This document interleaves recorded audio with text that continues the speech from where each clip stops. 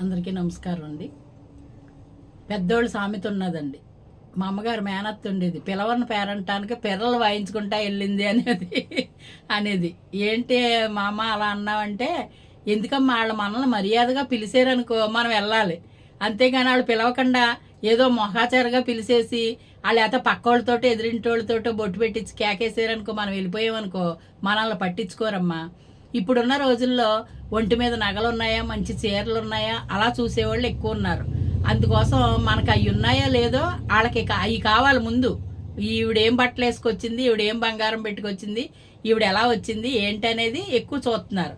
చూసేటప్పుడు ఎందుకు మనం వెళ్ళి నలుగురు నగలేసుకుని అక్కడ నుంచున్నారనుకో ఆ పక్కన మనం ఎలవెళ్ళిపోతాకు నుంచున్నట్టు కనపడినట్టు మన ఫీలింగ్ ఉంటుంది. ఎందుకు అక్కడికి వెళ్ళి అవమానం పాలవటం?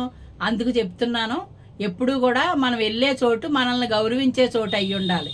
అవతల వాళ్ళకి మనం రెస్పెక్ట్ ఇవ్వాలి, వాళ్ళు మనకు రెస్పెక్ట్ ఇవ్వాలి. మనం వెళ్ళామనుకో గుమ్మలోకి, ఆండి వచ్చారా కూర్చోండి అనేవాళ్ళు కావాలి. అంతే తప్ప అనేసి ఒక నవ్వు నవ్వేసి పక్కకి వెళ్ళిపోతారు. అంటే దాని అర్థం ఏంటి? ఈవిడు నువ్వు కూడా వచ్చావా అని అర్థం. అటువంటి ఎంచుకుని వెళ్ళాలి, ప్రతి చోటకి వెళ్ళిపోకూడదు. పిలిచారని ప్రతి చోటకి ఎగలగడుకుంటూ వెళ్ళిపోయామనుకో వెళ్ళిపోతే ఇలాగే ఉంటాయమ్మా. చాలా చోట్ల కొన్ని కొన్ని అవమానాలు నేను చూసాను, అందుకు చెప్తున్నాను అని చెప్పేది. అంటే నిజమే కదండి. కొన్ని చోట్ల ఉంటారండి, గుమ్మలోకి వెళ్ళారనుకోండి ఏదో మొకాసరిగా మాట్లాడినట్టు మాట్లాడతారు, లేకపోతే నుంచోబెట్టే మాట్లాడేస్తారు, కూర్చోమని కూడా అనరు, అక్కడే నుంచోబెట్టి మాట్లాడేస్తూ ఉంటారు. కొంతమంది ఉన్నారు మంచినీళ్ళు కూడా తాగుతావా అని అడగరు, ఏదో వచ్చారు వెళ్ళారు మనకెందుకు అనుకుంటారు. కొంతమంది ఉన్నారు ఏంటి సంగతులు అంటారు.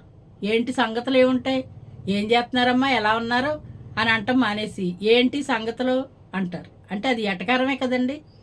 అంటే కొంచెం కూడి కలిగితే కులం మర్చిపోయింది అన్నట్టు కొద్దిగా కూడి కలిగేటప్పటికి ఇవన్నీ మర్చిపోయి ఏం మాట్లాడాలో తెలియక ఒంటి మీద 4 నగలో లేకపోతే 4 చీరలో వచ్చేటప్పటికి మాట్లాడకూడని మాటలు అలా మాట్లాడుతూ ఉంటే ఈ జనం అందరూ అమ్మో వాళ్ళింటికి వెళ్ళకూడదు అని. నాకు పొద్దున్న ఒక ఆవిడ చెప్పింది, అలాగా చేస్తూ ఉంటారు. పొద్దున్న ఒక స్టోరీ చెప్పింది ఒక ఆవిడ, మళ్ళీ ఒక రోజు నేను మళ్ళీ మీకు చెప్తాను. అది ఎప్పుడూనంట ఆవిడ దొడ్లోనూ ఉండి చక్కగా ఏదైనా ఎదురు బదురు పక్క దొడ్లో ఉండి చక్కగా మాట్లాడుకునేవారంట. ఏమండి ఏం చేస్తున్నారు వంట అయిందా అనేసి. తర్వాత వీళ్ళ బిల్డింగ్ పెరిగిందంట, అవతల వాళ్ళది తాటేకిల్లో పెంకుటిల్లో షెడ్ ఉందంట. ఉండేటప్పటికి ఈవిడ బిల్డింగ్ ఎప్పుడైతే పైకి వెళ్ళిందో ఈవిడ ఇంకా తగ్గించడం మొదలుపెట్టిందంట మాట్లాడతాం. ఓహో అనుకుని వీళ్ళు అర్థం చేసుకుని వీళ్ళ కోడలు చెప్పిందంట, ఎందుకంటే ఆవిడతో ఎక్కువ మాట్లాడకండి మీరు, ఆవిడ చాలా గీరగా ఉంది అనేసి. తగ్గిపోయారు, ఇంక మాట్లాడరు కదా. అలాగే ఇంట్లో ఒక్కతే కూర్చుని ఉండాలి, ఎవరో ఇరుగు పొరుగు